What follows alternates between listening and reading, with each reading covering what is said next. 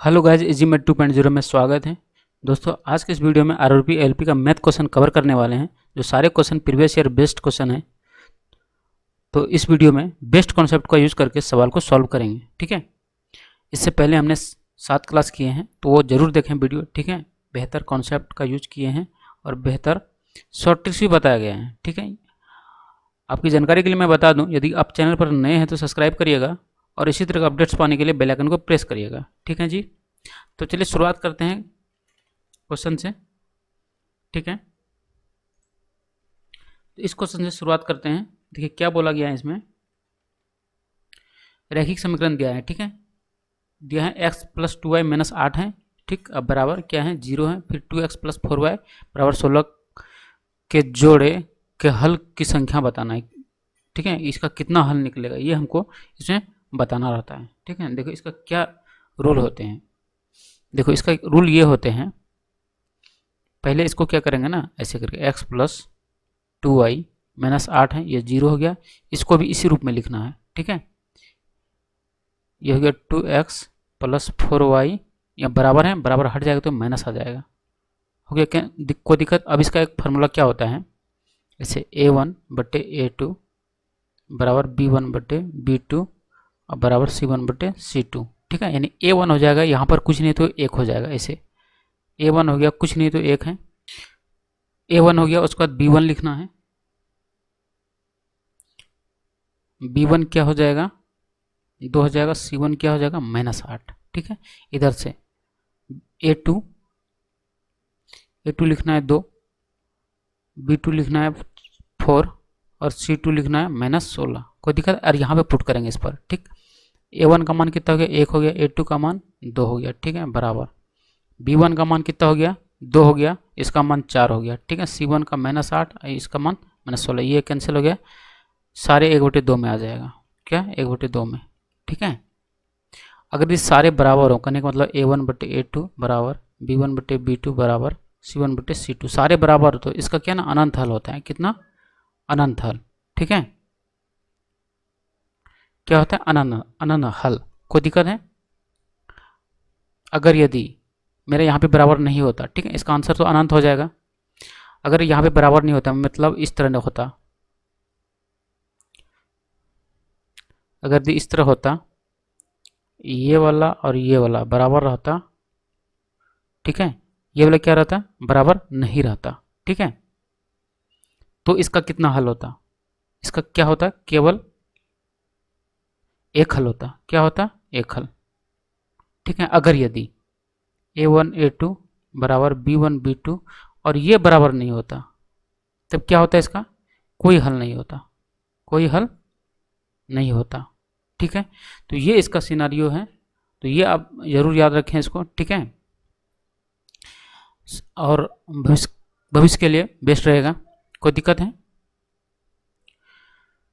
उम्मीद करता हूँ आपको समझ आया होगा, ठीक है। तो चलिए शुरुआत करते हैं अब नेक्स्ट क्वेश्चन की ओर। क्या बोला गया है, एक निश्चित धनराशि पर 5% वार्षिक दर से 3 वर्ष में प्राप्त होने वाले साधारण ब्याज 5250 हैं।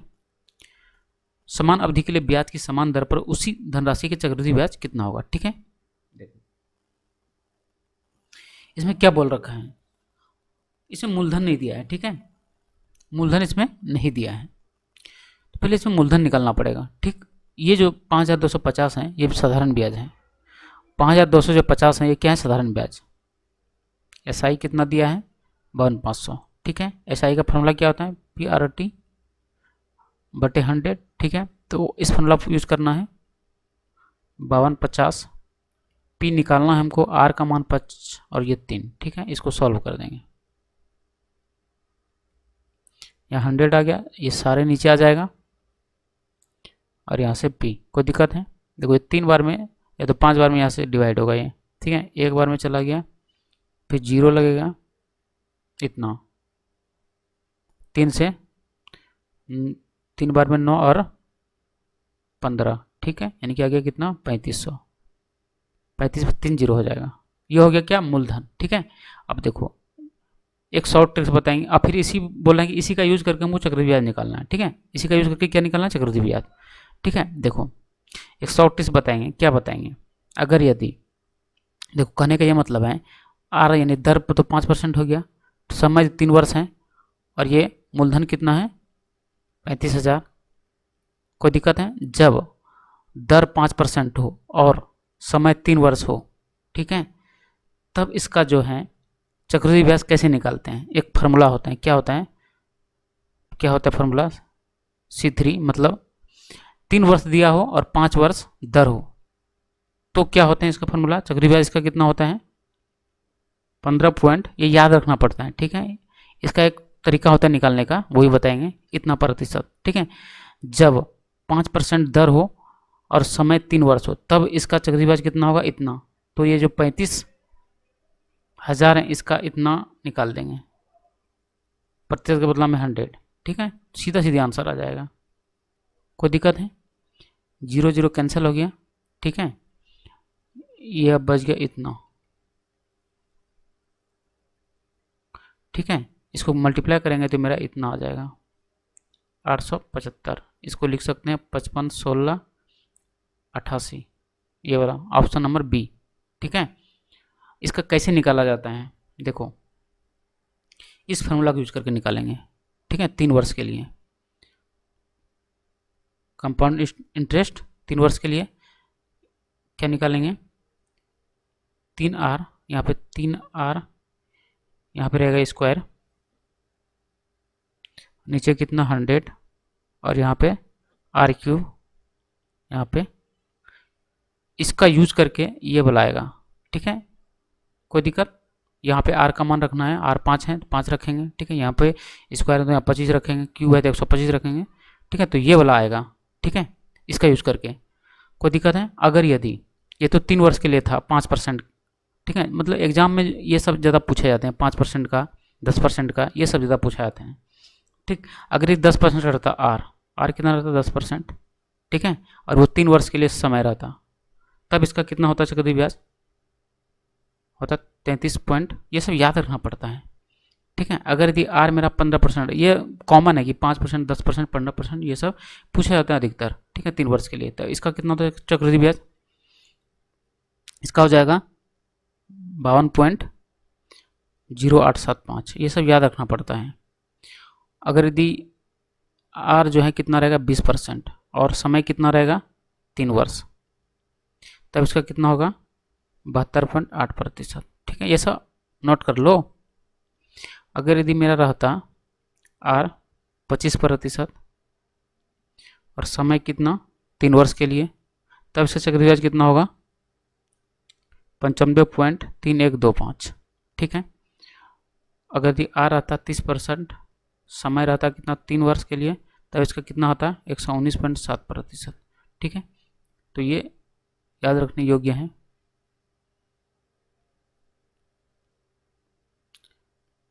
ठीक है। 2 वर्ष के लिए भी आता है, अगर यहाँ पे 2 वर्ष रहता तब क्या होता, ठीक है, तो 21% होता, कितना 21%, ठीक है। 5% रहता और 2 वर्ष के लिए रहता, तब कितना होता, ये 10.25% होता, ठीक है। तो ये सब याद रखने योग्य बातें हैं, ठीक। तो देखिए अगली क्वेश्चन क्या बोला है, किसी त्रिभुज का आधार उसके समान क्षेत्रफल वाले समांतर चतुर्भुज के आधार का आधा है, ठीक है, जिसका क्षेत्रफल त्रिभुज क्षेत्रफल के बराबर है, ठीक है। त्रिभुज और चतुर्भुज के आधार के संलग्न ऊंचाई का अनुपात हमको निकालना है, किसका ऊंचाई का अनुपात, ठीक है। देखो इसमें पहले समांतर चतुर्भुज बोला है, समांतर चतुर्भुज समझ लेंगे, ये हो जाएगा क्या समांतर चतुर्भुज, ठीक है, ऐसे यहाँ से ऐसे, कोई दिक्कत है, यहाँ से ए हो गया, ये हो गया बी, ये हो गया सी, ये हो गया डी, ठीक है। अब देखो इसमें क्या होता है, इसमें ना ए बी पैरेलल क्या सी डी, यानी कि ए बी समांतर है सी डी, कोई दिक्कत है। अब इधर से लिखते हैं ए डी समांतर कितना है बी सी होता है इसमें समांतर चतुर्भुज में, कोई दिक्कत है। और ये आमने सामने की जो कोण होते हैं वो क्या होते हैं, बराबर होते हैं, वो क्या होते हैं बराबर, ठीक है। इतनी सी बातें याद रखना। और यहाँ पे विकर्ण हो जाएगा, क्या हो जाएगा विकर्ण, कोई दिक्कत। ये हो गया समांतर चतुर्भुज। अब देखो सवाल में क्या क्या आ गया है कि त्रिभुज का आधार उसके समान क्षेत्रफल वाले समांतर चतुर्भुज का आधार का आधा है। ठीक है, देखो इसमें ना समांतर मान लेंगे, इसमें माना क्या, माना समांतर चतुर्भुज का आधार क्या है, b। ठीक है, इसका क्षेत्रफल होता है आधार गुना ऊंचाई। कोई दिक्कत है समांतर चतुर्भुज का। ठीक, तो त्रिभुज का आधार क्या होगा, आधा बोला है b/2। कोई दिक्कत है, तो क्या बोला है, और आगे ऊंचाई का अनुपात निकालना है, तो ऊंचाई ले लेंगे किसका, समांतर चतुर्भुज का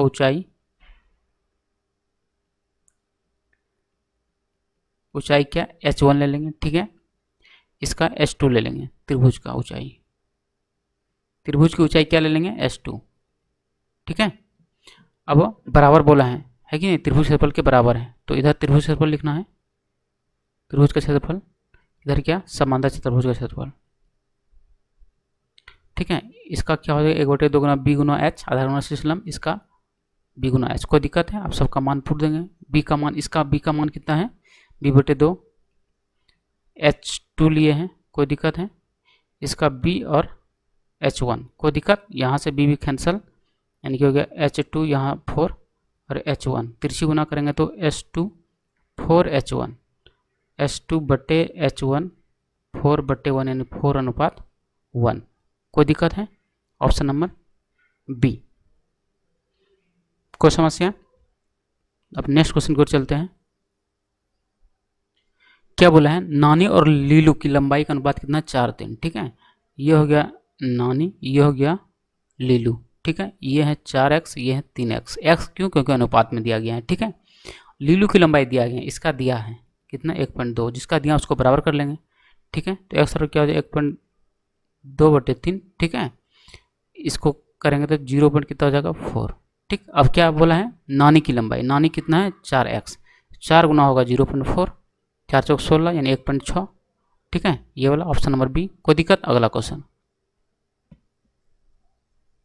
देखो भाई, अगला क्वेश्चन क्या बोला है, चार्ल्स और श्रेया की उम्र के बीच 6 साल का अंतर है। ठीक है, कोई दिक्कत, 6 साल का अंतर है, तो क्या लेंगे इसका, तो लेंगे माना चार्ल्स की उम्र x, तो श्रेया की उम्र कितना, y, अंतर पूछा है, तो x घटा y बराबर कितना, 6। ये समीकरण फर्स्ट हो गया। कोई दिक्कत? बोले जब उन्होंने 30 साल पहले एक दूसरे शादी की थी, कितना, 30 साल पहले, पहले में माइनस होता है। ठीक है, तो पहले में माइनस होता है, तो ये चार्ल्स की है, इसमें माइनस करेंगे। ठीक है, इधर भी माइनस करना है, श्रेया में भी। ठीक है, तो क्या बोले, चार्ल्स की उम्र 4 गुना, ये है 4 गुना। ठीक है, तो श्रेया की उम्र क्या हो जाएगा, 5 गुना, 5 गुना बोला है। ठीक है, अब इसको सॉल्व कर देंगे, ये हो गया 4x, ये हो गया 120, ये हो गया 5y, ये हो गया 150, ये हो गया 4x - 5y - 30, ये सेकेंड हो गया। कोई दिक्कत? फर्स्ट सेकंड को सॉल्व कर देंगे, इसको गुना करेंगे इससे 5 से, y वाला कैंसिल करना है। ठीक है, 5 से गुना कर रहे हैं, तो ये होगा 5x - 5y बराबर 30। ठीक, इधर से आ जाएगा 4x - 5y बराबर -30। कोई दिक्कत? ये माइनस है तो प्लस, माइनस का काम खत्म, ये माइनस, यहाँ माइनस है तो प्लस। ठीक है, ये कैंसिल, यानी कि x बराबर कितना हो गया, 60। x का मान समीकरण फर्स्ट में रखने पर, इसमें तो यहाँ पर रखेंगे कितना, 60 - y बराबर 6, ये हो जाएगा -54। ठीक है, दोनों का योग बोला है। ठीक है, तो 60 और 56 जो है ऐड कर देंगे तो मेरा आंसर आ जाएगा, कितना होगा, 116 नहीं, 54 है ना, यहाँ 54 है, तो 114 होगा, 114, ऑप्शन नंबर सी वाला। तो यहीं तक था वीडियो। ठीक है, वीडियो को लाइक करिएगा, शेयर करिएगा। ठीक है, थैंक यू।